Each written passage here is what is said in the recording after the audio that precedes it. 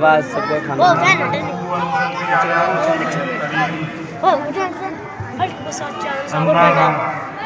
ये लगता है बिस्मिल्लाहिर्रहमानिर्रहीम कुल इन कुंतुम तुहिब्बूनल्लाह फत्तबिऊनी युहिब्बुकुमुल्लाह सदक़ल्लाहुल अज़ीम। बुजुर्गान मोहतरम, बिरादरान इस्लाम, मैं सबसे पहले आप हजरात से दरख्वास्त करता हूँ कि जो हजरात ये पीछे बैठे हुए हैं सब मिलकर बैठ जाए, क्योंकि मुसलमान नाम है मानने का। आप बोलते और मुसलमान के अंदर अगर मान हो तो इंशाअल्लाह उसका बेड़ा पार है। इसलिए मेरी सभी हजरात के जो इधर खड़े हुए हैं मिलकर बैठ जाएं, और जो रास्तों के अंदर खड़े हुए हैं वो भी यहाँ पंडाल के अंदर आ जाए। तेरा पर कितने बड़े निगाह है भाई, रास्ते तक दिख रहे हैं। आज जो हमारे जलसे जुलूस हैं, लड़की करने का जो मकसद है, ये साल के अंदर जो जलसे किए जाते हैं, इनके दो सबसे अहम मकसद हैं। नंबर एक, सबसे बड़ा मकसद तो ये है कि अल्लाह और अल्लाह के रसूल की बातें हम मुसलमानों के कानों के अंदर पड़े और फिर हम उनको सुनकर अपनी जिंदगियों को बदलें। और जो दूर दराज से उलमाए किराम यहाँ तशरीफ लाते हैं उनकी ज़ियारत करें, क्योंकि हो सकता है कि अल्लाह की ज़ियारत की वजह से, उन्हीं के साथ मुलाकात की वजह से हमारा बेड़ा पार। और दूसरा मकसद जो मदारिस का ये है कि जो ये हमारे मदरसे हैं, ये आप लोगों की गाढ़ी कमाई की वजह से इन मदरसों के अंदर काम होते हैं, काम चलते हैं। यानी आप ज्यादा से ज्यादा अपने मदरसों का ताउन फरमाएं। आप ये कहेंगे कि जो मदरसे के अंदर पढ़ाने वाले हैं इनके ऊपर तनख्वाहों में हमारा पैसा खर्च हो जाता है, लेकिन याद रखिए कि ये जो तनख्वाहें ले रहे हैं हमारे बच्चों को पढ़ाने के लिए रहे हैं। और जब हमारे बच्चे पढ़ेंगे, हाफिज़ कुरान बनेंगे, कुरान के ऊपर अमल करने वाले बनेंगे, तो जो हमने मदरसे का ताउन किया तो अल्लाह हाफिज़ कुरान की बरकत से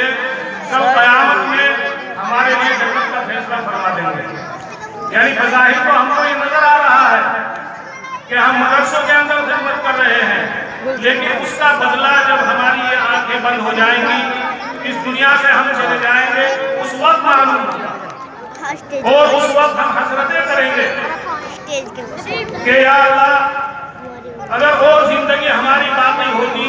हम अपनी गाढ़ी कमाई से मदरसों की इमदाद करते, मदरसों का ताउन फरमाते और यहाँ हमारे दर्जात बुलंद हो जाते। तो मेरे मोहतरम दोस्तों और बुजुर्गों, आज इन जलसों का मदरसे वालों के दिलों के अंदर तो ये दो मकसद है, लेकिन आज हमारे अंदर दो जमातें हो गई। एक जमात तो देखने वालों की और एक जमात सुनने वालों की। यानी जो हमारे आवाम हैं वो ये बहुत से तो मस्जिद इसलिए आते हैं कि हम जलसा देखने के लिए जा रहे हैं, और बहुत से इसलिए आते हैं कि हम जलसा सुनने के लिए जा रहे हैं कि कौन सा शायर अच्छा शेर पढ़ रहा है, कौन सा नज़म पढ़ने वाला अच्छा कलाम कर रहा है, कौन मुकम्मल अच्छी बातें बता रहा है। ये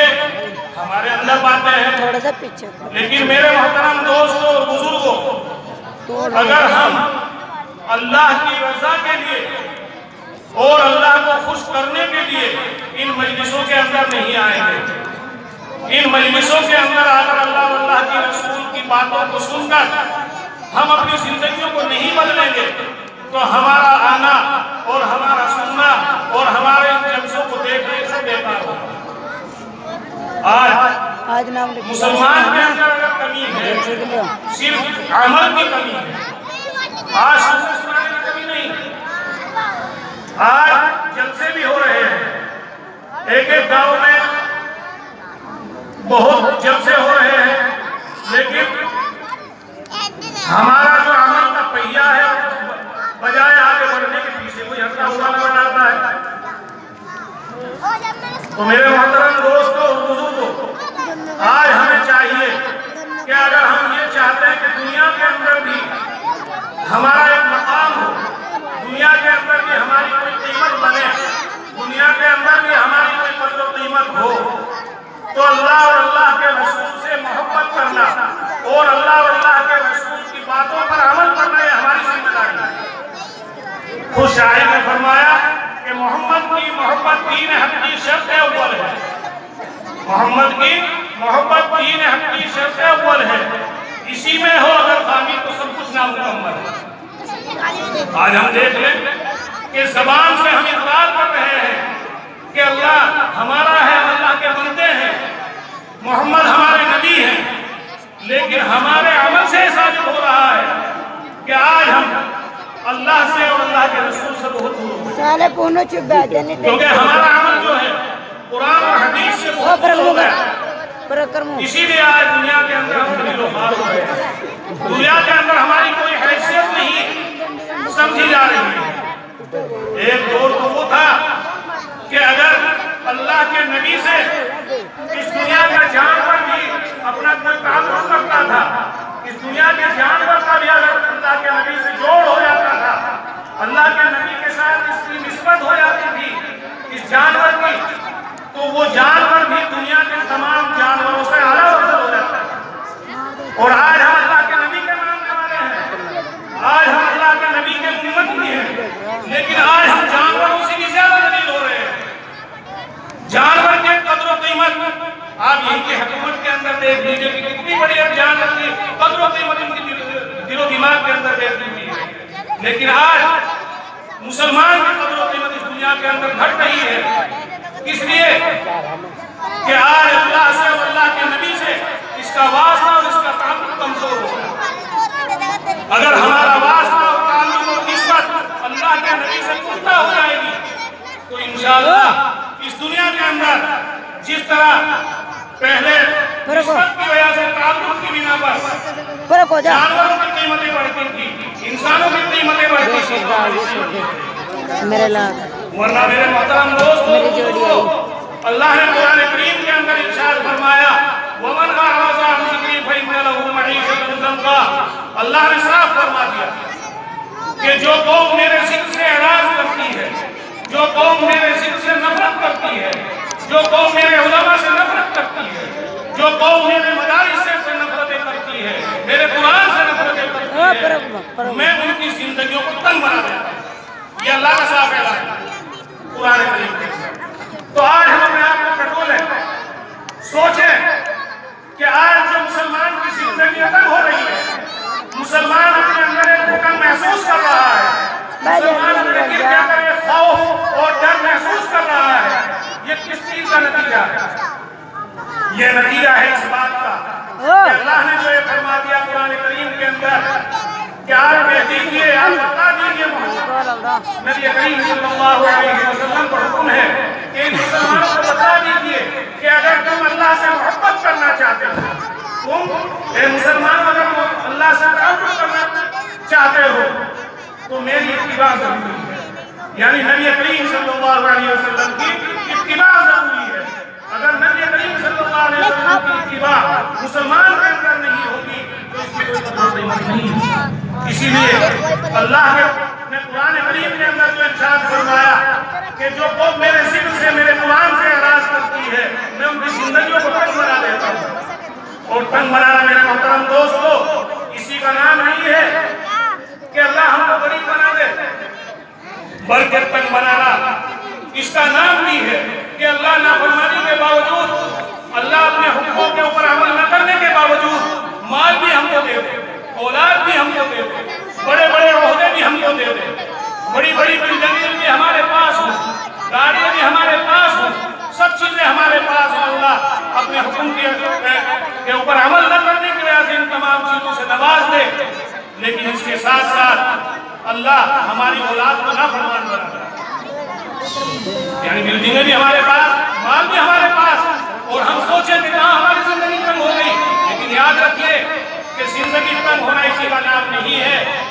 हमको गरीब बना दे, बल्कि जिंदगी कम होने की एक सूरत ये भी है कि अल्लाह अपनी नाफरमानी के बावजूद औलाद से नवाज दे, लेकिन औलाद हमारी नाफरमान हो जाए। आज हमारी औलाद जो हमारी नाफरमानी कर रही है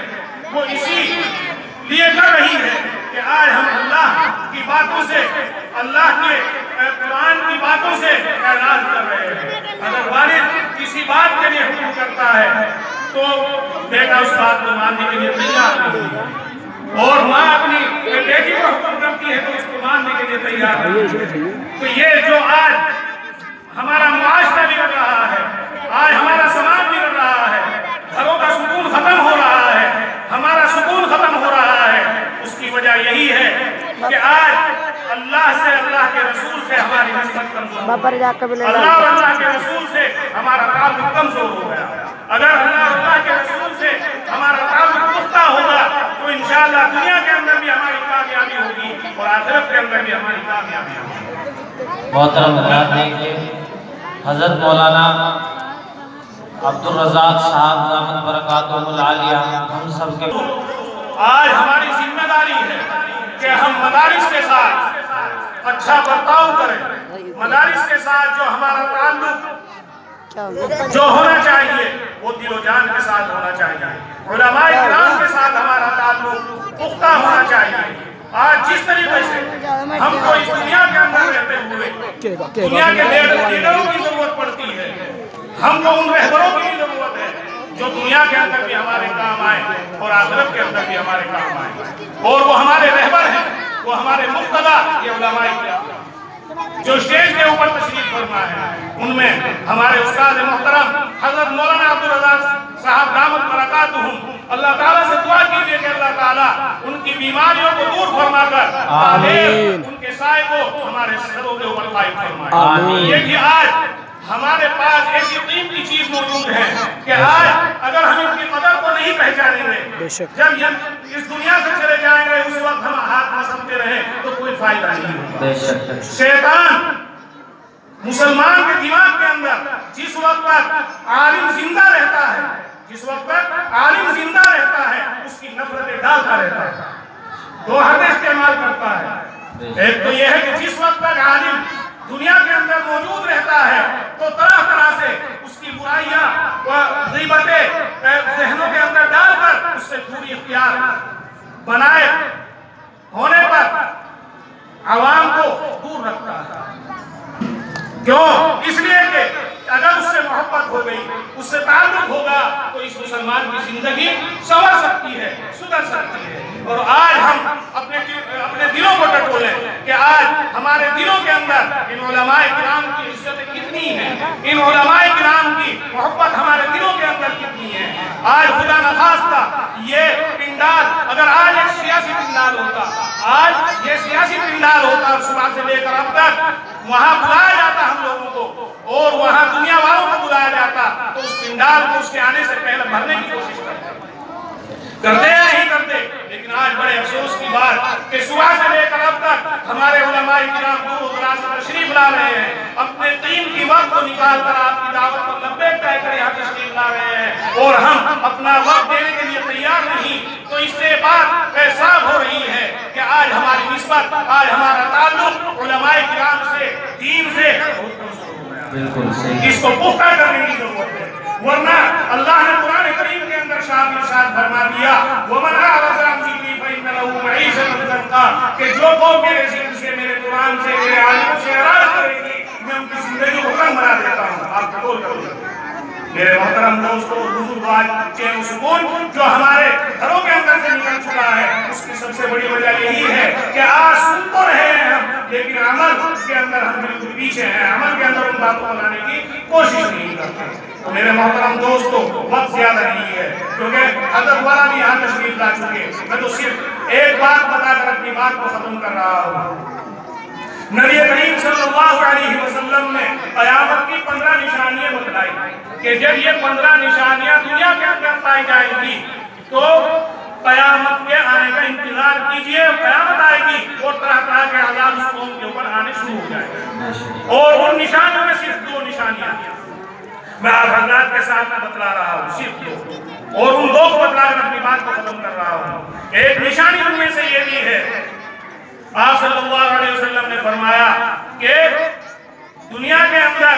बेटा जो है अपने बाप से मोहब्बत नहीं करेगा, अपने दोस्त से मोहब्बत करेगा, अपने मिलने जुलने वाले से मोहब्बत करेगा, अपने ताल्लुकदार के ऊपर वो अपने माल और जान को कुर्बान करेगा, और माँ बाप की खिदमत नहीं करेगा, माँ बाप से उसका कोई ताल्लुक नहीं होगा, और माँ बाप को वो अच्छी नजरों से नहीं देखेगा।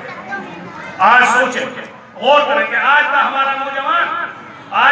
नौजवान तबका वो अपने दोस्तों के ऊपर अपनी जान उठाने के लिए तैयार, अपने माल को कुर्बान करने के लिए तैयार, लेकिन आज हमारा बूढ़ा बाप के जिसने अपने खून पसीने की कमाई खिलाकर उसको छोटे से बड़ा करने के अंदर कोशिशें की, आज वो घर के अंदर पड़ा हुआ तड़प रहा है, उसको आवाजें लगा रहा है, आवाजें दे रहा है, लेकिन सुनने के लिए तैयार है।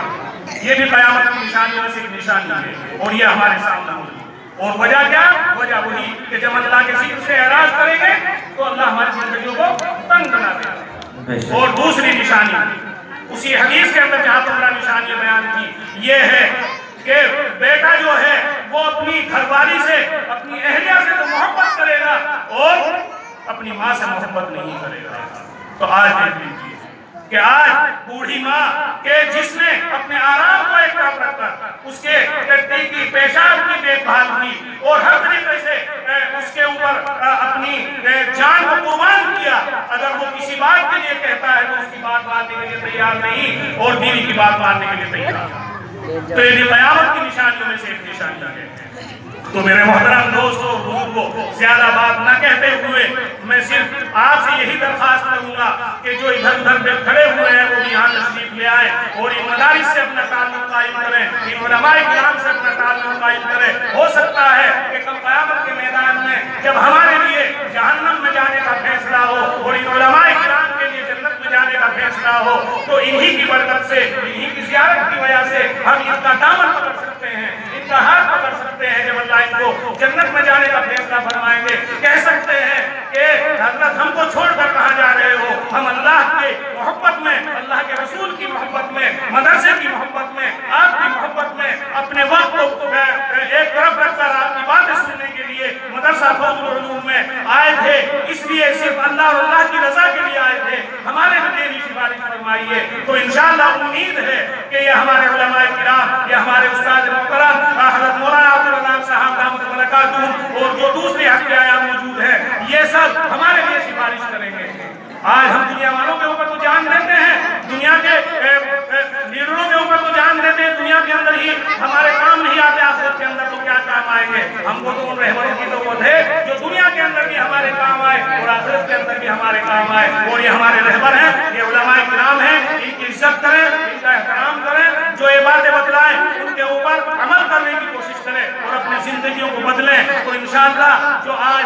हमारी निस्बत ताल्लुक अल्लाह से कमजोर हो गया, जिसकी बिना पर आज हम खौफ और हिरास में फंसे हुए हैं, ये तमाम दूर हो जाएंगे। तो अल्लाह रब्बुल इज्जत से दुआ है कि अल्लाह ताला मुझे कहने सुनने से ज्यादा अमल करने की तौफीक अता फरमाए और तमाम मुसलमानों के ऊपर अल्लाह ताला अपना फजल फरमाए और तमाम मुसलमानों को अल्लाह रब्बुल इज्जत आपस में इत्तेहाद और इत्तिफाक से रहने की तौफीक अता फरमाए। आखिर दावाना अल्हम्दुलिल्लाहि रब्बिल आलमीन।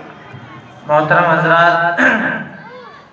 आप हजरात को मालूम हो चुका था, अभी पीछे से ऐलान हुआ था कि हजरत मौलाना